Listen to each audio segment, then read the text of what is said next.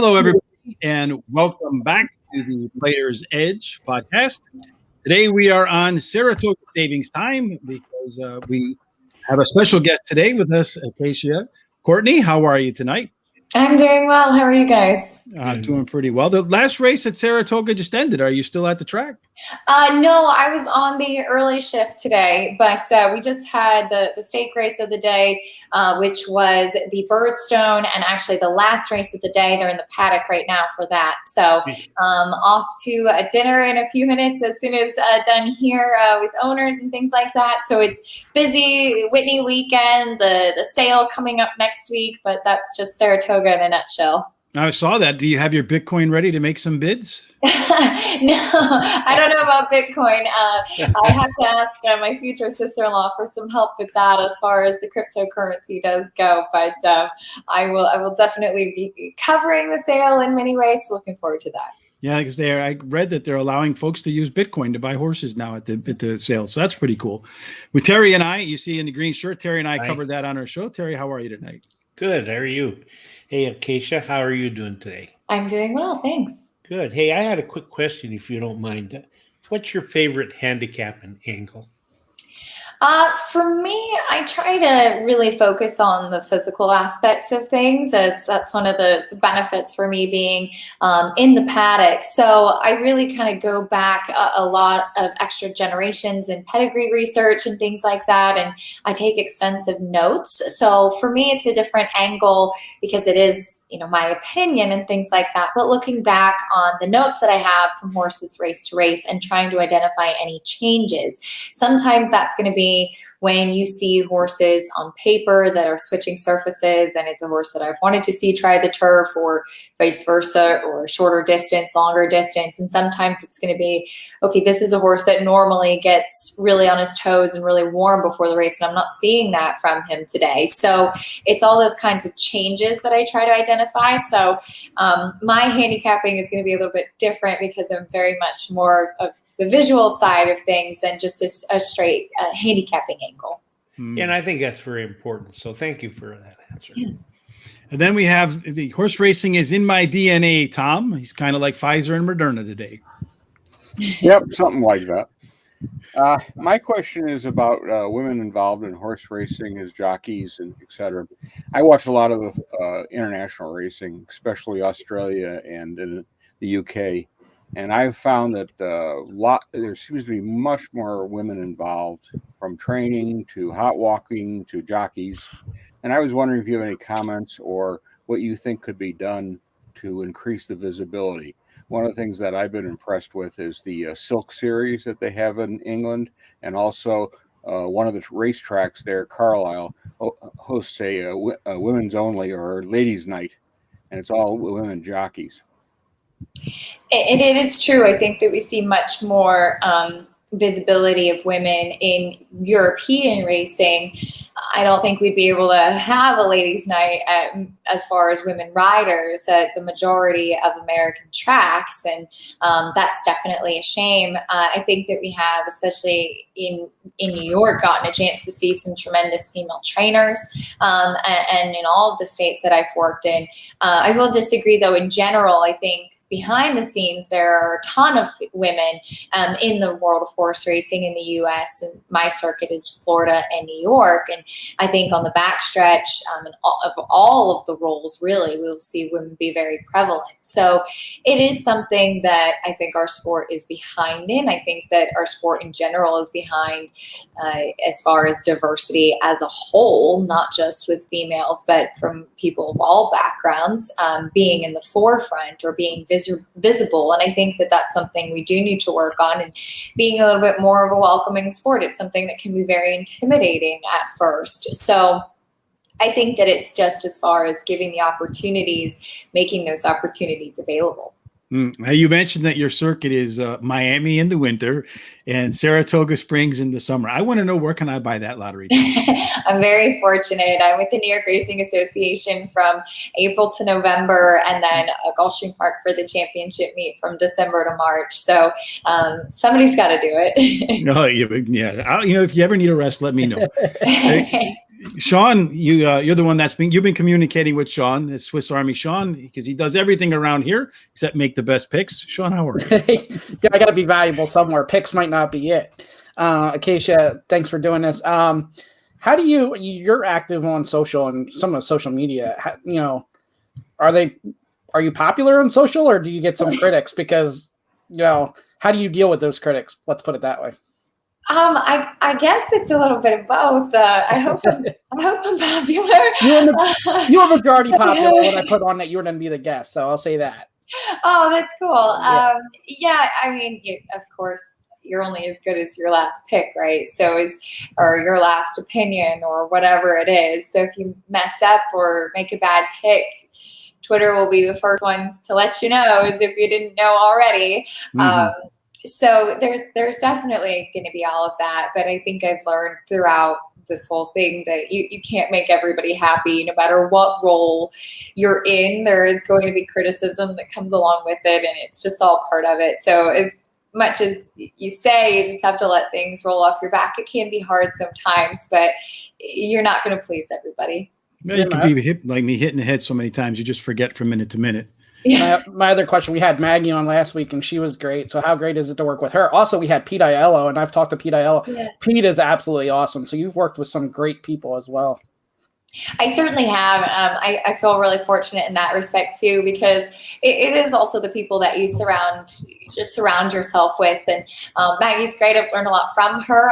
We share an office together in New York throughout the years. We've gotten really close in that respect as well, which I'm really grateful for.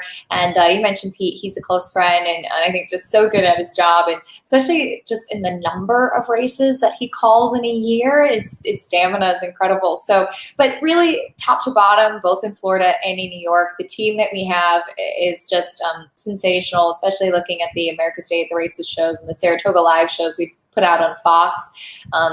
Not just what you see on camera, but the behind the scenes crew. There's so much work that goes into it, and you learn a lot just being surrounded by such good people. I have one last question for you before we head to the picks. You had mentioned that horse players can be tough critics when you get your picks wrong, right? We've all learned that. So you competed in Miss America, and you also make live picks on air. Which one made you more nervous, competing in Miss America or the first time you gave your horse opinions to the public live?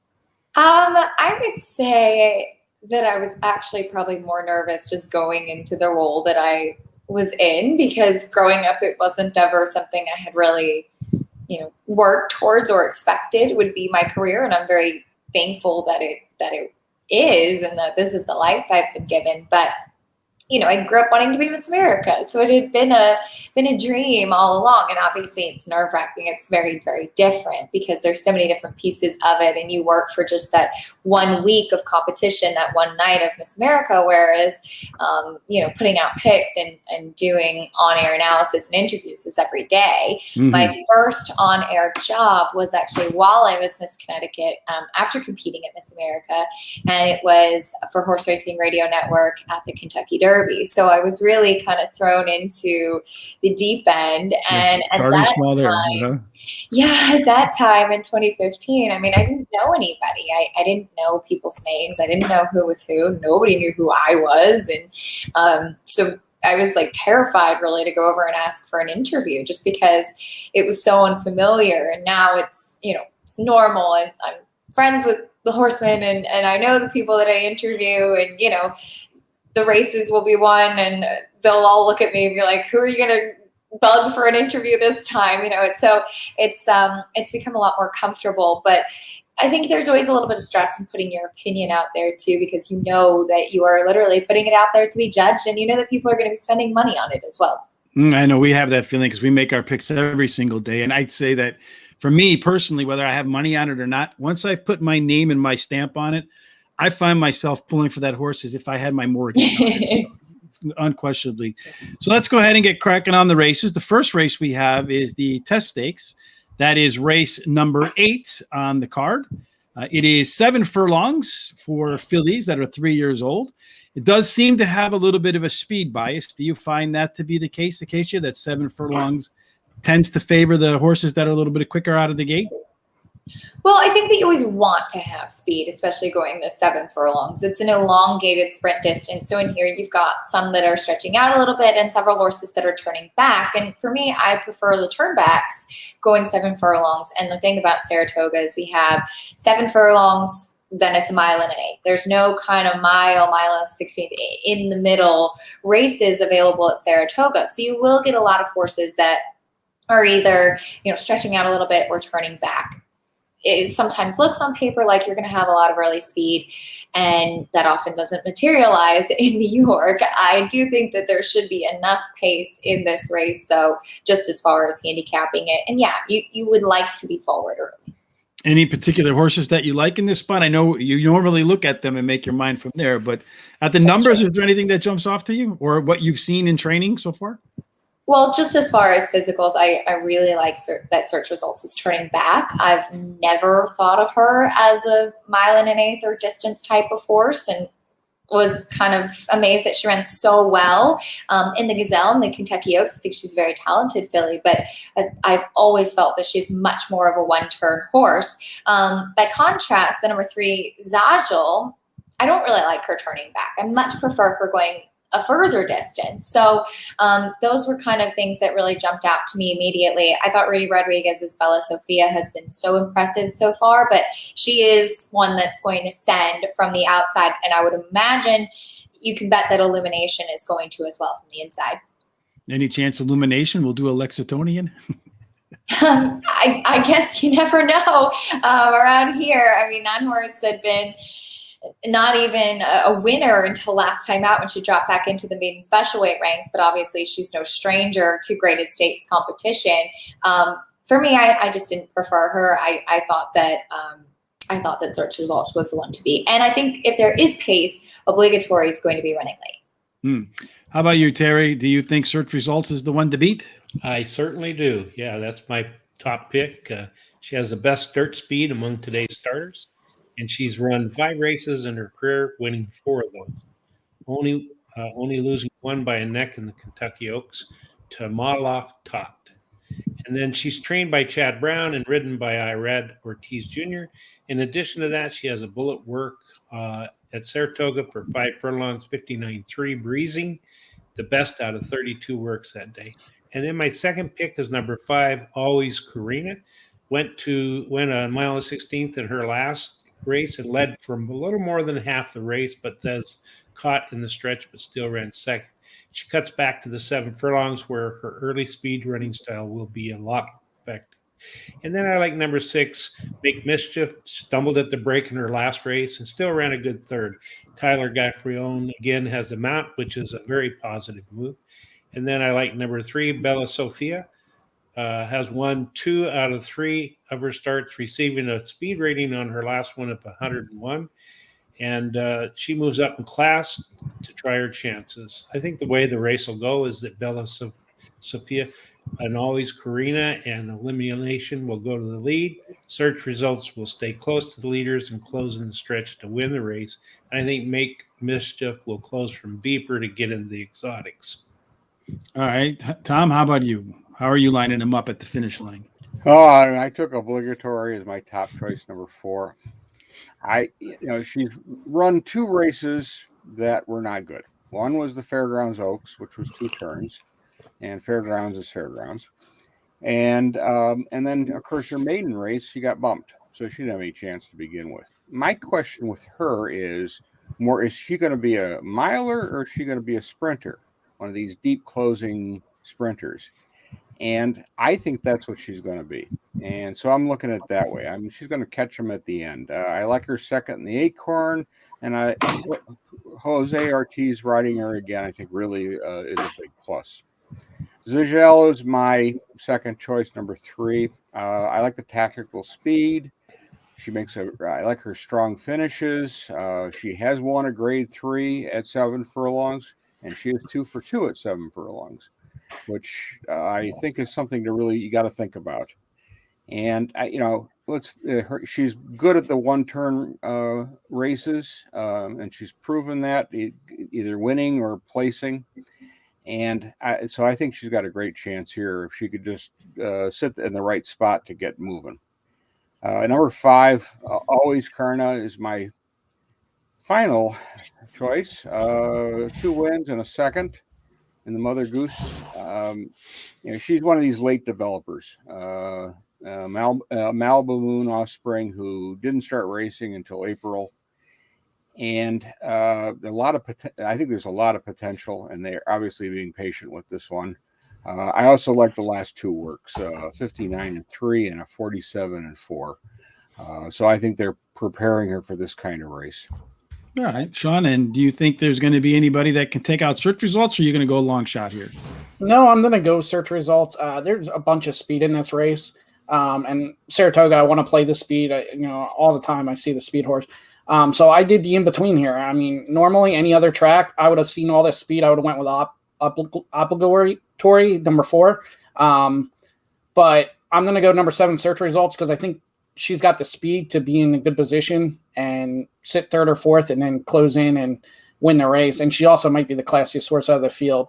And then I'll go number 8, Bella Sophia, because I think this is the horse that's going to go from the outside gate and have the lead. We'll get a class test here, but stretching out another furlong doesn't seem to hurt neither, as she's been crushing fields. And then I'll go number 4. She's going to close and she'll at least get 3rd. She might win. I just couldn't take a deep closer at Saratoga here. All right. For me, I'd like Search Results. The proverbial hasn't done anything wrong horse, only missed by a neck from being undefeated.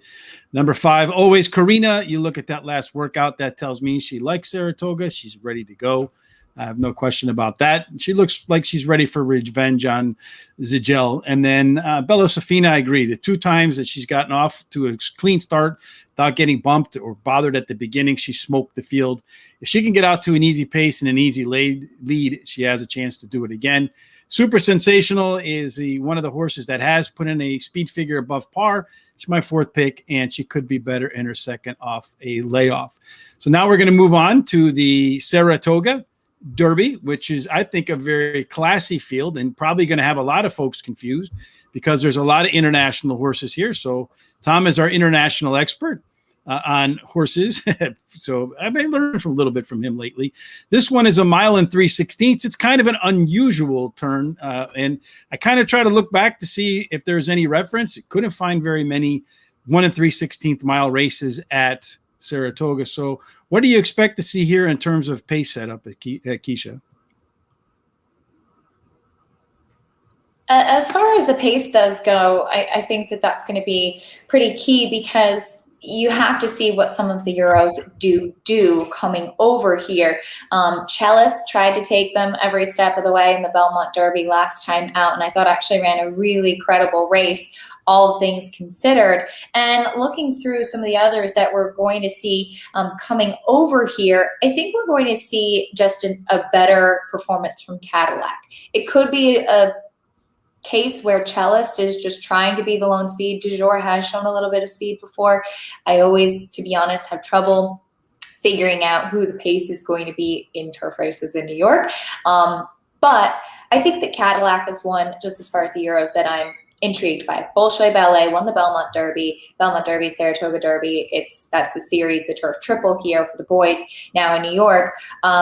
We have seen Secret Protector. I've watched some of his European races. He has been forwardly placed, but not exactly a strong pace setter. And we do know from Althika and Summer Romance that Charlie Appleby is not afraid to have horses set pace and be forward. So I think that could maybe all set up once again. Bolshoi Ballet going to try to repeat and will likely be a very short price because of that. However, I think that this race is much more wide open and is much deeper than what we saw in the Belmont Derby. I agree with you on that. Tom is, like I said, our international expert. Tom, any particular horses that you see here from overseas that you're focused on? My number 1 choice was number 4 Cadillac. I'm taking it off the last race, which was his first start of the year.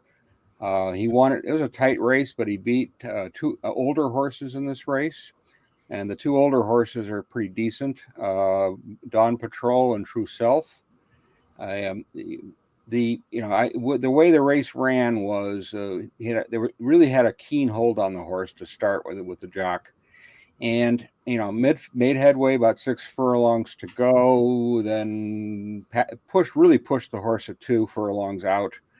It was chasing the leaders and just kept going. And I think that really he got a lot out of that race. And I think coming into this race, he's going to look really good here. I like also the fact that Shane Foley's coming over here to ride the horse. Number 7, Secret Protector is my next choice. Godolphin. One of Rich's favorite races was the Royal Ascot Hampton Court, which 2 horses by the one Roman Empire and Mostafa had a little bit of an issue that he didn't like. In this country, that one would get disqualified. Here, not well. Guess who was behind those 2? That was Secret Protector. He ran an okay race in that race. He was outpaced for a lot of it. Then he looked like he was moving up, and then he got a little sloppy again, and then he switched to his right, and so he was a little bit all over the place as far as I was concerned. I like the fact that Mike Smith's going to ride for Charlie Appleby, and let's face it, Godolphin's having a really good year. Hurricane Lane, Alidara, Essential Quality, Maxfield, pretty good horses. So that's, and I look at this horse, this is really a second stringer by comparison to some of those. 6, Bolshoi Ballet is my third choice. A beautiful ride by Ryan Moore. He got everything out of that horse in the last race at Belmont. He's had to face the Godolphin runners. Of course, the English Derby winner just beat Mistreef and Love. Hurricane Lane, who also ran in the English Derby where Bolshoi Ballet ran, he finished 3rd there, but he won the Irish Derby, and he's also won the Grand Prix de Paris, and he won that very easily. So last time I think Aidan O'Brien was looking for a Grade 1 or a Group 1 win for that horse, and he's got a good chance here to do the same thing. Sean, you think he's going to do the same thing, Bolshoi Ballet? Yeah, that's who I'm going with. And, his U.S. debut was impressive, and I don't like playing the U.S. debuts. Usually the second time I like playing them. So the fact that he was impressive in that race, I'm going there. And also it helped Aidan O'Brien. He had a poor record coming over with some of these stake races. So I'm going there now. Ryan Moore, Aidan O'Brien. Number 7, Secret Protector is my second one. Making U.S. debut, and these connections are dangerous and usually live. Remember that Saturday show we did at Saratoga? Charlie Appleby was all over. We didn't know much about him, and he was winning a ton. So that's a name I remember, and his horses are always live. And then I went with a price, number 1, Soldier Rising, lightly raced horse, making his U.S. debut, has never finished worse than second, and you might get Irad Ortiz in double-digit odds from the rail. Yeah, you don't get that too often. Irad in double digits. They don't go together. Terry, how about you? Well, I went with the number 6 also, Bolshoi Ballet. Came in from Europe and promptly won the Belmont Stakes. And I see no other reason he can't repeat that effort. Derby. I'm sorry, Derby. Number 4, Cadillac, follows several horses from across Europe to test the U.S. Horses. He likes the turf, winning 3 out of 4 races, and the distance, finishing first in his only race at today's distance. And then number 7, Secret Protector, is another one from Europe. He is royally bred and will with Mike Smith in the irons. Then number 5, yes, this time is a long shot, but he just won a Grade 3 and has won 6 out of 7 turf races. He stretches out, but I don't think that'll be a problem. All right. For me, I look at this race, I think it's going to be dominated by the international horses. Bolshoi Ballet, if you watch that last race, Ryan Moore never hit her. They didn't look like he hit her, and just kind of weaved his way through traffic and ran away from the pack. I got a feeling if the horse gets a little bit of urging, there's some more in there. Secret Protector in the last couple of races was only finished behind Mohafeth and Roman Empire, as Tom mentioned. If Mohafeth was running in this race, it would probably be the even money favorite. So I think you're going to see a good race from Secret Protector. Cadillac, as you mentioned before, last time out beat Dawn Patrol. Kind of stumbled her way around here in her U.S. debut. Prior to that, she ran a decent 5th against St. Mark's Basilica, which may well be the best turf horse on the planet right now. And finally, I like King Fury as my 4th pick. He's trying turf for the first time. He should be one of the fastest horses coming late, but if you look at his lone race at Keeneland on the slop, he blew everybody away. and he's been working well on Saratoga's turf. So that suggests to me that King Fury might actually take to Saratoga turf. You hearing any whispers about that at all, Acacia, on King Fury and racing well on turf? I'm not sure. I don't mind him trying the turf. It's an ambitious spot to do so. The thing is, too, though, you're going to see Kenny McPeak with some really aggressive placements over the next couple of weeks, because there had been a quarantine due to an equine herpes virus outbreak. It was not one of his horses. It was in the barn where his horses are stabled at Saratoga. So all of his horses that were ready to run over the past month have not been able to run or train. Tomorrow, for instance, you see a maiden running in an allowance race and skipping a condition. Swiss Skydiver rerouting to the Whitney instead. So I think,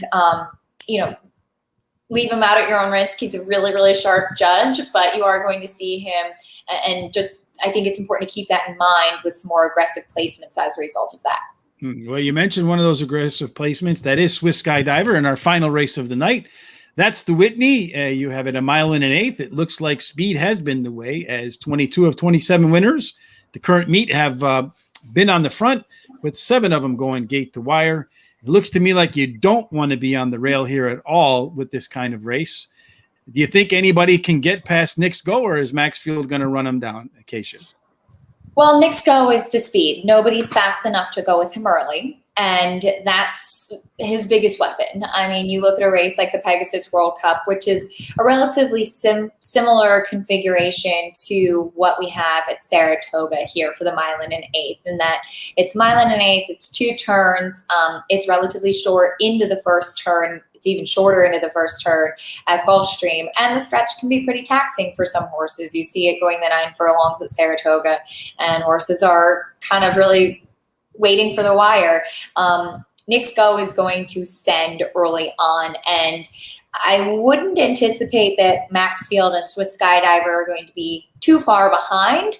But that said, I just don't think anybody's fast enough to go with him early. I think Maxfield is arguably the best horse in the race. It's going to be, I think, a question of dynamics, especially in a short field. I know, Sean, you love fast horses in short field, Sean.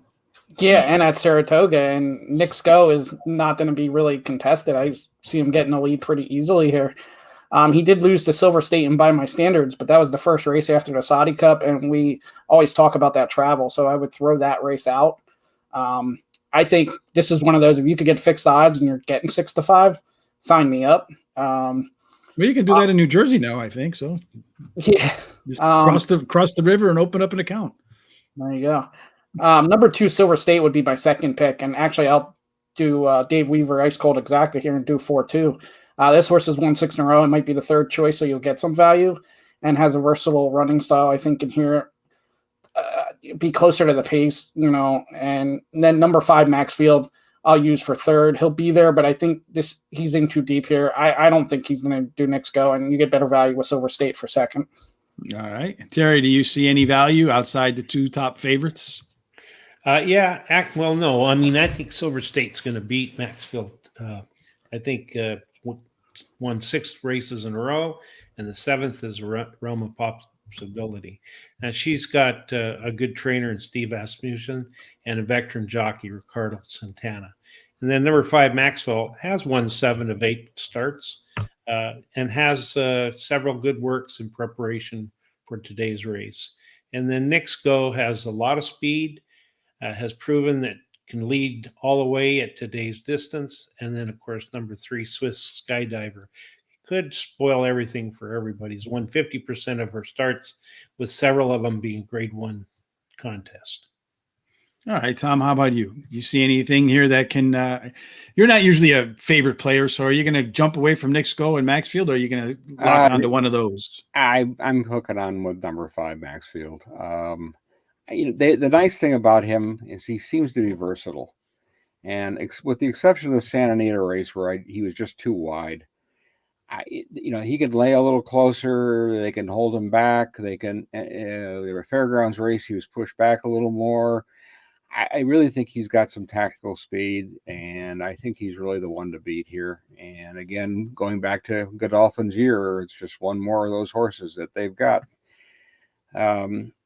Silver State has been very impressive. 6 in a row, various tracks, seems to handle it really well. Last race out, got bumped a little bit, so it had some problems, but still was able to win. And when you see that happening, for me at least, that's really good. I mean, in this race, I really see Nix go. I really see Swiss Skydiver going out with him, and they're going to push each other. There's no Latruska here, so that's probably a good thing for some of these horses. By my standards, my third choice. He's got 6 starts at this distance with 3 wins and 2 seconds. And I think can't leave him off the board. I like his works. 47, 111, 59 and 4 on a wet fast track, and 47 and 1. So they've definitely got this horse geared up and ready to make a nice statement in this race. All right, for me, looking at the past performances, when Nix Go gets the lead and is unchallenged, he wins. I agree with Acacia. I don't think anybody's really going to go press him. I think if they send Swiss Skydiver with Nix Go, Swiss Skydiver will finish last in the field. I don't think that would be a sound decision for the jockey. I think Maxfield is on the other end. We'll be probably in the back of the pack, but because of the only 5 horses in the field, it's not going to be that far off of anybody else. And it does have the late closing kick to go ahead and get the job done. But the pace setup doesn't work for him. He'll finish second behind Nix Go. It's going to go to form, in my opinion. And then I think any of the next 3, Swiss Skydiver, Silver State, or By My Standards, depending upon how the race plays out, can end up in that 3rd spot. If it goes too fast, then you're going to have the closer. If it's not too fast, then you'll have the ones that are near the pace. So I just feel like it's a 4 or 5 all day. Ice cold, Sean, just like that. But you don't need me to tell you that. That's kind of chalky, right? So that's what the David Aragona says. That's what Rich says. That's how it's going to finish. Courtney, we appreciate you. Acacia, we appreciate you coming to the show today. I was curious, how many times do people do that to you, by the way? Get the last name first. Yeah, it happens all the time. It's all good. Yes. I told myself 100 times, don't do that. Don't do that. It's okay. I can totally understand how that would happen. No worries. Kind of sorry like for the photo bomb by my cat just there. That's okay. Tom has a poodle and a cat and everything else walking in the background all the time. So we're all good with that. We're all about family here. So if folks want to follow you online, where can they do that? I'm at Acacia_Courtney on all social media, and you can always tune in FS1, FS2 for Saratoga Live. We've got every day of racing for you. That's always the best place to find me. And on YouTube too, I see, right? Yes, we compete with you, but not really on Saturdays. You blow us out of the water. Sean, if folks want to follow us, how do they do that? Facebook and Twitter, Horse Racing Radar. And while we're talking Saratoga, Robertino de Dora is a good friend of the podcast. He won the Stakes race today at Saratoga, so congrats to him. Congrats to him indeed. Again, Acacia, we really appreciate you coming on. We know that you have an important dinner to head off to. Enjoy your dinner. And for everybody else, until we meet in a week again, as always, good luck at the races. And to steal from Jay Marco, see you in the winner's circle.